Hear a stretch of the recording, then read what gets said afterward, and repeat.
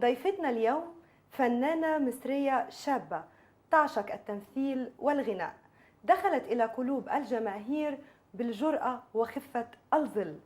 لها العديد من الأعمال الدرامية، منها قضية نسب، وأعمال أيضا سينمائية منها كامل الأوصاف. ضيفتي وضيفتكم هي الفنانة المصرية الشابة إيمي. إيمي، مرحبا بك معنا. أهلا بك. إيمي، بداية كيف تعرفي نفسك للجاليات العربية حول العالم؟ ده سؤال مفتوح قوي. ممثلة في الأصل، بعد كده طرقت باب الغنى، بس وكملت تمثيل وغنى مع بعض لفترة ما، والحمد لله رصيدي الفني 3 أفلام، 14 مسلسل مسرحية، 2 ألبوم، 6 فيديو كليبس.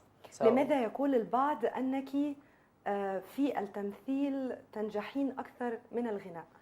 عشان انا اصلا ممكن ممثله قبل ما اكون مغنيه، وفكره الغنى جات لي بعد التمثيل، بس عشان كان وقتها ان الانتشار القوي جدا كان عن طريق الغنى. نعم. وانا بغني من وانا صغيره، وكنت كونسرفتوار وحاجات كده، ده كان السبب. بس مينلي لا، تمثيل، وتركيزي اكيد في التمثيل مش في الغنى. كيف تقيمي الثورة المصرية؟ بصي، هو انا مش في مجال ان انا اقيم ثوره مصريه، من لان وجهة نظرك كمواطنة مصرية. ما هو انه ثوره اللي احنا بنتكلم فيها، انه ثوره، لان انا مش فاهمه يعني انه ثوره، الثوره اللي تهدم بلدي ولا الثوره اللي تعلي من بلدي؟ اكيد هبقى مع الثوره اللي تحسن بلدي.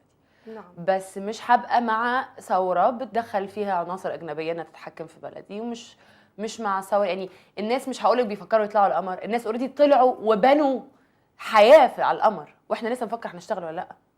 يعني ده اللي بتكلم فيه. اكيد انا مع اي حاجه كويسه لمصر، دي مصر وهتفضل مصر وربنا كرمها. انه ثورة يناير، بصي، اصل انا مش شايفاها ثوره، لان هي تنقص عناصر كتير قوي عشان تكون ثوره. وممكن برضو انا سياسيا برضو على قدي، نعم، بغض النظر الشعب كله بقى ما شاء الله قوي سياسيا وضليع سياسيا فجاه، بس انا سياستي على قدي. بس انا بفكر باللوجيك، اللي هو الحاجه اللي ربنا خلقها في الجمجمه فوق اسمها عقل، اللي المفروض تشتغل، مش انها تسمع وتنفذ بس. فانا واحده كبني ادمه ربنا خلق لي مفصين فوق بشغلهم. شايفه ان ما فيش ثوره قامت، هي انتفاضه كان في الاول هدفها سامي جدا، وهي التغيير، ومفيش حد مش عايز يغير. ولكن ازاي؟ احنا مش كيف يعني، ما ينفعش تعمل همجيه، ما ينفعش تعمل بالطريقه دي. إيمي، البعض يقول أن الثورة المصرية كان ورائها أجندات إسرائيلية، هل تصدقي هذا الكلام؟ طبعا صدق، لان الكلام ده مش موضوع ان انا اصدقه. بصي، انا قارئه جيده جدا من زمان، وخصوصا في حتت اللي هي الادفانسمنتس او تكنولوجيز او الحاجات دي. مش هقولك ان انا مثقفه في كل حاجه، لا، مثقفه في حاجات معينه اللي هي بتاخد ماي انترست. البلان او البروجكت ده بيقولوا عليه من سنه حاجه و70، ابتدوا ينفذوه من 85. والنهارده يعني بعد الثوره ما قامت والموضوع خلص والدنيا هديت الى حد ما، لغايه قبل موضوع احداث ماسبيرو ده، امريكا بتطلع تقول في السي ان ان، يعني اي حد طبيعي عادي جدا ملوش في اي حاجه يفتح قناه السي ان ان هيلاقوهم بيقولوا هم اللي عملوا، وبيقولوا ان هم مولوا، هم بيقولوا. يعني ما بقتش موضوع ده اكيد تخطيط، ده تلاقيهم مش عارفه عن احنا ما بقتش. ماذا يقولوا؟ هل هناك تصريح بيقولوا ان احنا الموضوع ده موجود حتى على اليوتيوب، لان في ناس سجلته من السي ان ان، اتقالت في السي ان ان على الهوا ان احنا كنا عايزين نعمل ده في مصر من زمان، بس كان الديدلاين بتاعهم كان نوفمبر، ما كانش يناير، بس حصلت في يناير، متمولين متدربين متعمل وات ايفر اللي قالوه. العيب مش منهم، حتى لو كان ده تخطيط او كان او وات ايفر الجاسنج ممكن يبقى بس العيب مننا احنا، لان مصر انا شايفاها انها اليومين دول عيانه بسبب ولادها. إيمي، هل كنتي تحبي الرئيس المصري السابق مبارك؟ انا بحب كل رموز بلدي، انا بحب كل من قضى يوم واحد في خدمه مصر. مفيش حد فيهم كامل، مفيش حد فيهم ما عندوش عيوب، وبس انا ما ينفعش اقول شخص بعينه بحبه، لا، انا بحب كل رموز بلدي، حتى اللي انا ضد سياسته. يعني انا في ناس في رموز بلدي كنت ضد سياستهم من قراءتي ليه، ما عاشرتهمش، بس من قراءتي عن تاريخهم انا ضد سياستهم في حاجات كتيره، بس ما ينفعش اهينه لان ده مصري وده حكم مصر. هل تحترمي سياسة مبارك الخارجية مع البلدان الأخرى؟ هي برضو ليها عيوب وليها مميزات. نعم. بس اهمها بالنسبه لي ان انا ما دخلتش 3 حروب كان المفروض انا اخشها. انا ما دخلتهاش، وطبيعي جدا انا كأم الدنيا لازم تتصرف. إذا أنت محبة للسلام. اكيد اكيد، السلام الداخلي والخارجي. ديننا بيقول كده على أمي. فكره، كل الاديان بتقول نعم كده، نعم أكيد. فاكيد لازم احب السلام. نعم. إيمي، ما هو تعليقك على أحداث 9 سبتمبر أمام السفارة الإسرائيلية بالقاهرة؟ اوكي، خلينا بس نتفق كلنا ان احنا كلنا كعرب ما عندناش غير عدو واحد. يعني خلينا ايه نتفق. نعم. تمام. عدوي ده لو انا مضيت معاه اتفاقيه سلام، ومش مبارك اللي مضاها يعني نعم. بس في حاجه اسمها يعني الناس اللي بتروح بتضرب وتقتل كلنا عايزين اسرائيل بره، وكلنا عايزين ننظف بلداننا، وكلنا عايزين فلسطين ترجع، وكلنا عندنا حلم واحد هو الحلم العربي اللي احنا بنتكلم عليه بقالنا سنين وغنينا له اوبريتات كتير، كلنا عندنا حلم واحد. ولكن في حاجه زي ما قلنا في الاول اسمها فصين فوق بالعقل. في اتفاقيات حضرتك لما تروح تدمر سفاره اسرائيل، والتاني اللي ما شاء الله الذكي اللي بيسقف لك، طب ما يا جماعه مش في اتفاقيات ممكن تودينا احنا في داهيه كبلد؟ طب مش نصبر ونفكر ونقعد ونتكلم وبتاع يعني؟ فاهمه قصدي؟ اكيد هنبسط ان حاجه زي دي حصلت، بس فرحتي هتتكسر ان انا هلبس اسود من ناحيه تانية. أنت مع أو ضد التطبيع مع إسرائيل؟ يعني ايه تطبيع مع اسرائيل؟ تطبيع مع إسرائيل، فلنقول أنه هناك تطبيع على المستوى الاقتصادي والسياسي، فلنتحدث عن تطبيع على المستوى الشعبي، على المستويات الفنية، الرياضية، الإعلامية. انا ما اعرفش حاجه عنهم عشان اقدر ما اعرفش اي حاجه عنهم. هل تقبلي أن تتعاملي مع مواطن إسرائيلي بشكل متحضر؟ هل تقبلي أن تشتركي في عمل فني مع فنان إسرائيلي أو من إنتاج إسرائيلي؟ لا. لماذا؟ ما ينفعش. لماذا؟ عشان انا مش كدابه ومش منافقه، ما اقدرش اكون مش طايقاكي وبقول لك بعشقك وبموت فيكي. كيف تتحدثين عن السلام وتقولين انك محبه ايوه للسلام؟ السلام مش لازم ان انا اجي اضحك عشان بكرهك. لا، صباح الخير يا جاري، انت في حالك وانا في حالي، بس مش لازم اشتغل معاكي واخش معاكي في فلوس واخش معاكي في بيزنس واخش معاكي في تجاره عشان اثبت ان انا بعمل سلام. نعم. لا مش لازم، يعني مش هقتلك ومش هتقتليني ومش هندمر في بعض، بس انت في حالك وانا في حالي، بس انا اشتغل مع اللي انا بحبه، اشتغل مع حد يعليني ويعليه. لماذا تكرهي اسرائيل؟ عشان انا بلدي ما شافتش خير من ورا اسرائيل، بس انا ما قلتش يعني، مش عارفه ليه الاسئله كلها على اسرائيل بالذات، بس اكيد عدو ديني وعدو بلدي هو عدوي اكيد. مشاهدينا فاصل قصير ونعود. ستوب. هي ليه كل الاسئله على اسرائيل؟ بس ناخذ رايك، اشمعنى اسرائيل كتير عليها ناخذ أسئلة؟ وجهه نظرك. ليست فقط اسرائيل، العلاقات الخارجيه لمصر. لا بس مينلي الاعداد كان مركز على اسرائيل لانه مرتبطه بمشكلات في الفتره الاخيره. وفي سؤال تاني على اسرائيل؟ العديد. على اسرائيل برضو؟ حاسه البرنامج ده اسرائيلي ما اعرفش ليه.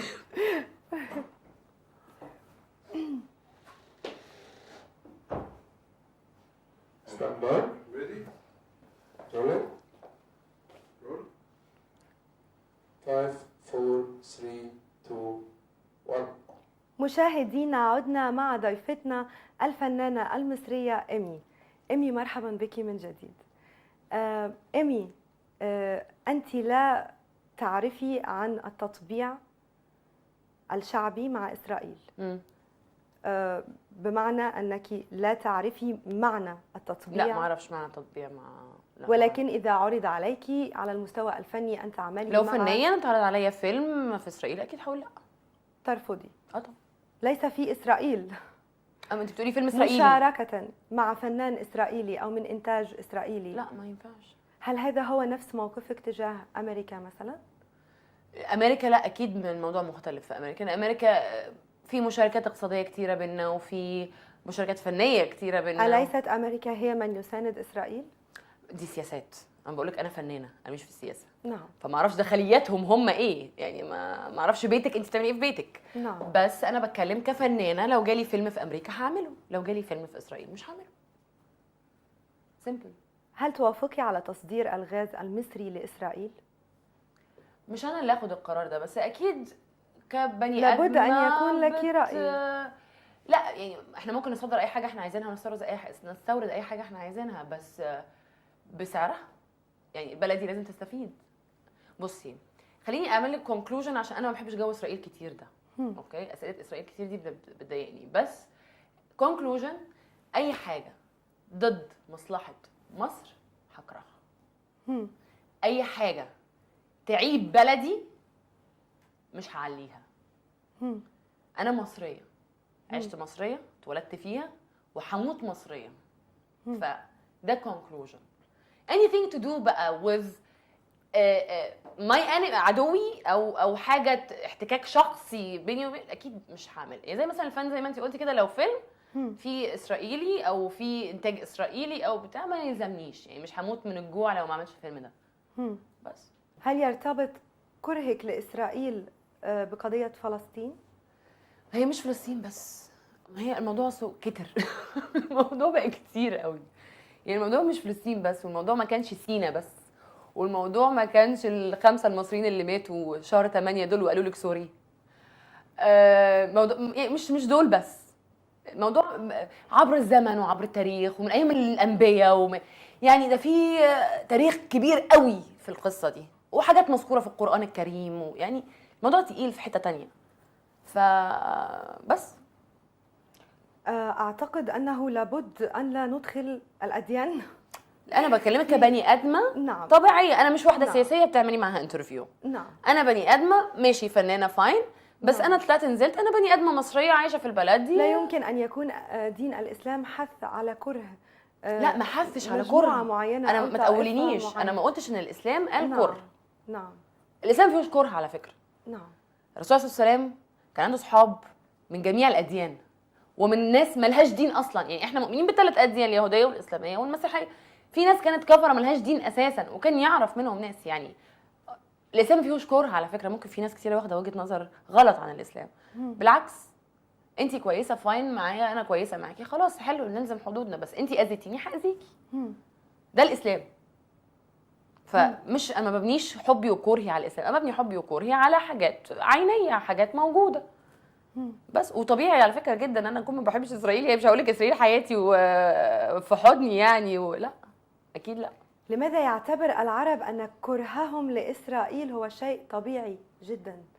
ما اعرفش، احنا اتولدنا كده. هل لأن دائما تعلق الكوارث أو الأخطاء على رأس إسرائيل؟ دائما يقال إسرائيل. سؤال بس، هو البرنامج ده اسرائيلي ولا ايه؟ بس عشان ابقى فاهمه. بس الاسئله كتير قوي على اسرائيل. البرنامج ده اسرائيلي؟ نعم. اسرائيلي؟ ألا تعلمي أن هذا البرنامج إسرائيلي؟ البرنامج ده اسرائيلي؟ ألم يخبرك فريق الأعداد؟ لا. هذا برنامج إسرائيلي. فعلا؟ نعم. سوري، انا اسفه. لماذا؟ صحيح مشكلة. السؤال اللي قبلها. نعم. شكيت يا حداري، نحن مخانين لفشاء. مش فاهم. ثواني، ايه المشكلة؟ على إذنك كل كفي الحلقة. حد يقول ممكن ناخد في مين ما بالنا. يقلكيش؟ كان حد يقول. سوري ماشي، انا ما بتاخدش على هل وجه الاعتراض هو أنه لم يخبرك طب أحد؟ بالظبط. حد يقول لي هتصوري مع تلفزيون اسرائيلي، هطلع اقول اوكي او لا، ليا حريه اختيار، بس ما تاخدش على عشان هي مصورة احنا ما نعرفش ان قد إن يكون مفيش حد كذبوا ما يقلكيش. لأن تخوفا من أن ترفضي أن تأتي. لا مش هرفض. زي ما قلت لك من شويه، انا مش ضد ان احنا يكون في بينا وبين بعض وات ايفر، بس اعرف على علمي، ما تاخدش اخوانا. احنا ما نعرفش ان اللي قالك ما قالكيش. ازاي ما تعرفوش ان ما قالوش؟ نعم. عشان هو دي مش انا شغلانتي هنا. انت ممكن تقعدي واحنا نبتدي الحوار وانت عارفه ايه المشكله. لا معلش، انا ما جيتش هنا عشان يتقال لي معلومه غير انا طب عارفاها. هو- انا في تلفزيون فرنساوي. حداري بليز ايمي أنا بليز. ثواني معلش طيب. اوكي، افتحوا الباب وتوك لا، لا. نحن مخيم لفشاء. انا ما بفهمش اللغه دي حضرتك. ثواني أنا بتكلم بقول عربي. لك يا ديفيد. نكمل حوار بعدين. يا ديفيد ثواني، لا سوري. انا هكلمها عربي. ثواني، انا المسؤول هنا وانا هعمل لك اللي انت عايزاه. اولا ليه قمتي واقفه على الباب؟ يعني احنا هنطلع، لا، احنا مش جوه الحوار هو. لسه. لا حضرتك جوه الحوار واخدني على اساس انه التلفزيون أستاذة فرنساوي. إيمي. انا ما اعرفش انك ما تعرفيش. لا سوري. إيمي أنت إذا لازم سمحتي تكملي. إذا سمحتي ممكن بنكمل حوار بعدين. لا مش هكمل حوار حضرتك في إيمي. بروجرام ما حدش اداني معلومات. إيمي. حلقة مش إيمي إذا بيتزا. طب سمحتي ادينا بنقول لك معلومات وممكن تقعدي نبتدي من الاول إذا ونتكلم سمحتي. وكل اللي انت عايزه لا، تقوليه لا، هيوصل. حضرتك لو كنت قايل المعلومه دي من الاول كان من حقي ممكن ارفض او اكمل. لا يبقى انت قصدك ان انت كده كده هترفضي لو عرفتي لا، ان هو برنامج إيمي، قد اسرائيلي. يكون- ما اتحطتش في اختيار حضرتك، انا حضرتك ما اتحطتش في اختيار. انا ما اعرفش ده. إيمي قد يكون فريق الإعداد اضطر للكذب خوفا. انت ترفضي تتعاملي مع اسرائيليين. افتحوا. في ايه؟ في ايه؟ مستاهل ولا ايه؟ راح فين الكلب؟ راح فين؟ انا مصري فاكرينه بس شغال اهو. هبلة أنا بقى مذيعة نازلة بتجري ورا الديس بتاعها. لا إلا دي. مشاهدينا اللي شفناه في الحلقة دي بيقول بوضوح إنه الوطنية مش إنه مع أو ضد الثورة، والوطنية مش مؤيد ولا معارض، والقومية العربية مش بس بمسك في أرضي وماليش دعوة بالباقي. إحنا زاولنا إيمي، ده كان رد فعلها. انتوا عليكم الحكم. لحد ما نشوفكم تاني في حلقة جديدة وزولة جديدة، والحكم بعد المذاكرة. عملتيها وجريتيني وراكي برضه يا إيمي.